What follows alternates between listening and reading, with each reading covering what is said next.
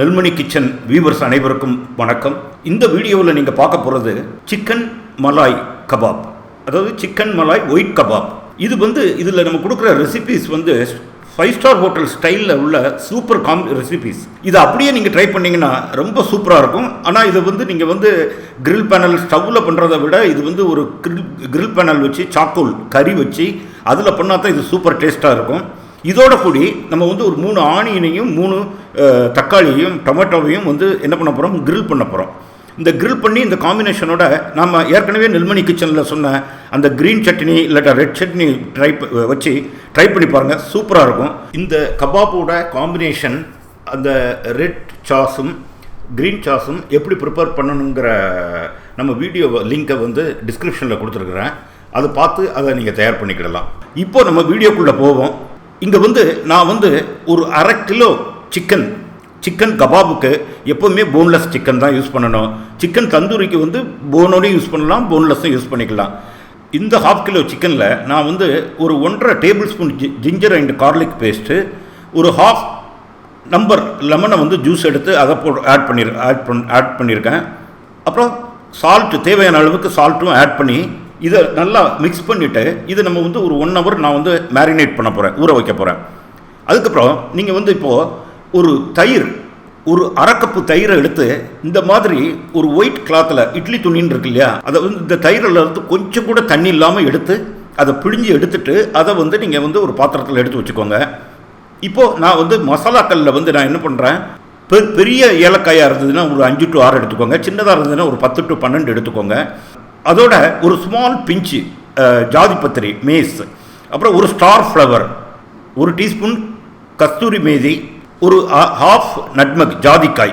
இந்த மசாலாக்கள் எல்லாத்தையும் நம்ம ஒரு பிளெண்டரில் போட்டு நல்லா கிரைண்ட் பண்ணிடுவோம். இப்போ நீங்கள் பார்க்குற இந்த சிக்கனை நம்ம 1 ஹவர் ஊற வச்ச சிக்கனில் நான் என்ன பண்ணியிருக்கிறேன், நம்ம பிழிஞ்சு எடுத்து வச்சுருந்த தயிர் 1/2 கப்பு, அப்புறம் 1 teaspoon fresh cream, 1/2 cup processed cheese, ஒரு 4 to 5 நம்பர்ஸ் க்ரீன் சில்லியை பேஸ்ட் எடுத்து அதையும் இதில் ஆட் பண்ணியிருக்கிறேன். அந்த பேஸ்ட்டு அந்த விதைகளெல்லாம் எடுத்துடணும்.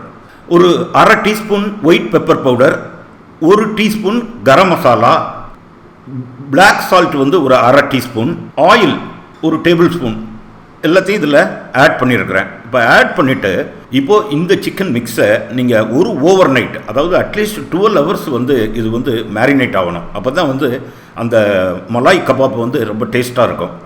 இப்போ நல்லா ஊற வச்சு இந்த சிக்கனை வெளியில் எடுத்தாச்சு. நம்ம எடுத்து அதை ஸ்கீவர்ஸில், அதாவது ஒரு கம்பியில் நான் குத்துறேன். இப்போ 2 ஸ்கீவர்ஸில் நம்ம சிக்கன் எடுத்துருக்குறோம்.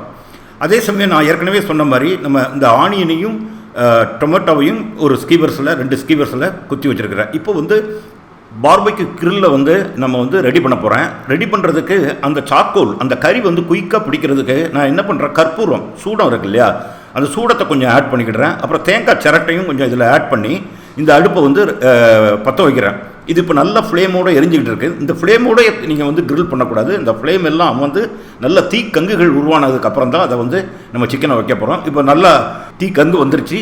அந்த டொமேட்டோ, சிக்கன் மலாய், ஆனியன் எல்லாத்தையும் நம்ம கிரில் பண்ணி எடுக்க போகிறோம். கிரில் பண்ணும்போது நீங்கள் அடிக்கடி அதை புரட்டி விட்டுக்கிட்டே இருக்கணும். தேவைப்பட்டால் கொஞ்சம் பட்டரை லேசாக மேலே லேசாக தெளிச்சுக்கிட்டிங்கன்னா டேஸ்ட்டும் நல்லாயிருக்கும். அது ட்ரை ஆகாமல் இருக்கும் அந்த சிக்கன். இப்போ இந்த சிக்கன் வெந்துக்கிட்டு இருக்குங்க. ஒரே பக்கம் இல்லாமல் எல்லா பக்கமும் வேகிற மாதிரி இந்த ஆனியன், டொமேட்டோ, சிக்கனை புரட்டி போட்டுக்கிட்டே இருக்கணும். இப்போ சூப்பர் அந்த சிக்கன் இது ரெடி ஆயிடுச்சுங்க, வெந்துருச்சு. இந்த chicken malai white kebab, red sauce, green sauce, அதோடு நம்ம கிரில் பண்ணி வச்சுருக்கிற ஆனியன் அண்ட் தக்காளி, டொமேட்டோ, இந்த காம்பினேஷன் சூப்பராக இருக்குங்க. ட்ரை பண்ணி பாருங்கள். நீங்கள் இது வரைக்கும் சப்ஸ்கிரைப் பண்ணலைன்னா சப்ஸ்கிரைப் பண்ணுங்கள், ஷேர் பண்ணுங்கள், லைக் பண்ணுங்கள், உங்கள் கமெண்ட்டை பதிவு பண்ணுங்கள். நன்றி, வணக்கம்.